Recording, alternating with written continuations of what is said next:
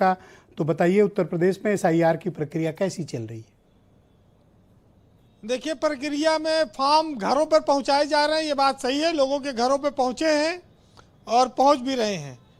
लेकिन SIR जो अंग्रेजी का शब्द है, इसको लेकर जनता में बहुत ज़्यादा चर्चा नहीं है कोई।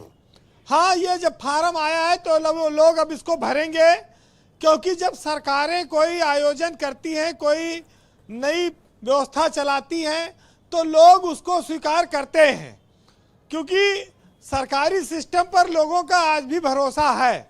और जहाँ पर ये बात आ जाए कि इस फार्म को भरने से हमारा मताधिकार वैध रहेगा, वोट डालने को मिलेगा, तो वो वोट के लिए अपना फॉर्म भर रहे हैं। लेकिन नए मतदाताओं को जोड़ने के लिए कोई घर घर अभियान नहीं चलाया जा रहा है। पुराने लोगों को काटने के लिए ये फॉर्म जब जाएगा तो अपने आप कट जाएंगे, जो मृतक हैं उनका फॉर्म पहुंचेगा नहीं। ये सब चीज़ें चल रही हैं। लेकिन एक बात जो है कि अगर आपत्ति है किसी को कि फॉर्म कठिन है, तो आप चीज़ों को सरल कीजिए, क्योंकि उद्देश्य से अधिक लोगों को मतदाता बनाना है जो 18 साल से ऊपर है। ये नहीं कि लोग फॉर्म ना भर पाएं उसकी जटिलता के नाते और उससे उनका नाम कट जाए। ये लोकतंत्र में इससे कोई खूबसूरती आने वाली नहीं है। सरलता से फॉर्म भरे लोग, और जिनका नाम पहले से चला आ रहा है उनको फॉर्म भरवाने की वैसे ज़्यादा जरूरत नहीं, खाली प्रमाणित कर लेता भी है लो घर पे, तब भी काम चल सकता है। ये सब बात तो रही ब्रजेश जी फार्म को लेके।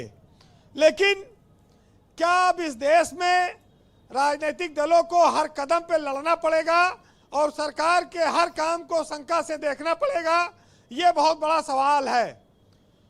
चुनाव मैदान में लड़ने से पहले मतदाता सूची की लड़ाई चलने लगी, जिसकी कभी उम्मीद नहीं की जाती थी। कहां कहां पर निगाह रखोगे, हर कदम पर निगाह रखोगे तब पार हो पाओगे। कितनी विचित्र स्थिति है जब हम ये कहते हैं कि इस देश में एक पर्व है लोकतंत्र और लोगों को इसमें उत्साह से भाग लेना चाहिए। आयोग प्रचार करता है कि आप अधिक से अधिक मतदान करिए जी। तो मतदान की जटिलता को, मतदाता सूची की जटिलता को खत्म करने की जिम्मेदारी भी उसी की है। वैसे भी बिहार के बाद, रिजल्ट के बाद हौसला बचा कहाँ है? बीजेपी के हौसले बुलंद हैं, विपक्ष के हौसले कमजोर पड़ गए हैं। जो लोग उम्मीद लगाए थे कि बिहार में बीजेपी हार जाएगी तो उत्तर प्रदेश में उसका हारना तय है। अब बीजेपी बिहार में जीत गई है तो उत्तर प्रदेश में उसका हारना मुश्किल है। जो एक पार्टी है वो है अखिलेश यादव की। समाजवादी पार्टी के अलावा न SIR के कोई फार्म भरा हुआ है, न मायावती कोई चिंता है, न कांग्रेस के पास कोई संगठन है, न बूथ पे वो फॉर्म भरा पाएगी। समाजवादी पार्टी जितना फॉर्म भरा सके, जो लड़ सके उसी को लड़ना है।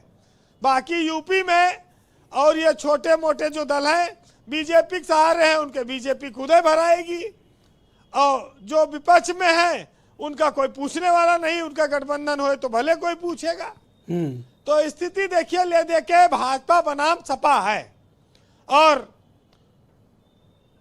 इतना बड़ा मैदान बीजेपी कैसे छोड़ देगी? 243 पे तो 200 सीट ले आई, पार कर गई, दोहरा शतक हो। यहाँ तो 400 के पार है। तो यहाँ साम दाम दंड भेद जो भी लगेगा वो होगा।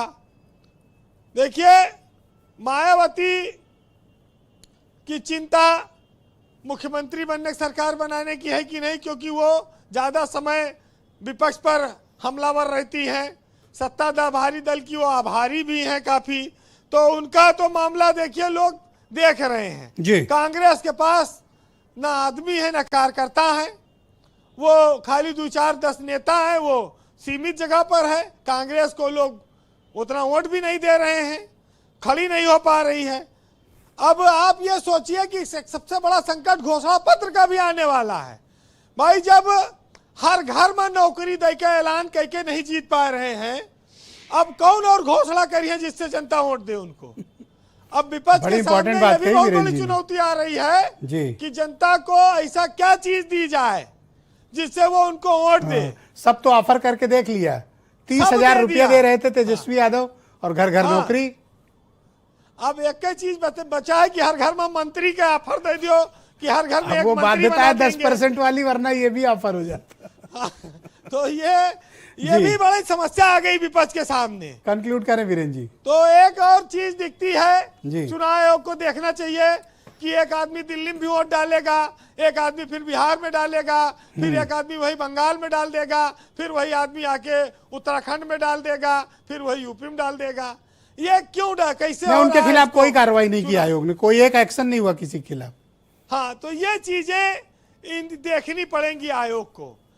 तो बहुत सारी चीजें तकनीकी हैं। जी अब वीरेन जी। वो सरकार कोई काम कर रही, आयोग कोई काम कर रहा है, उस पर विश्वास करना पड़ता है, उस पर चलना पड़ेगा, उसी में से रास्ता खोजना पड़ेगा।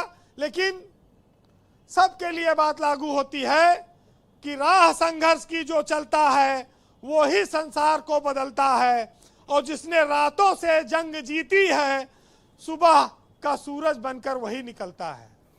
बहुत शुक्रिया वीरेन जी, बहुत धन्यवाद ग्राउंड जीरो से अपना फीडबैक, इनपुट और ओपिनियन हम तक पहुंचाने के लिए। बहन भाइयों, इस पर चर्चा का दूसरा चरण मोहम्मद अमीन साहब, पूर्व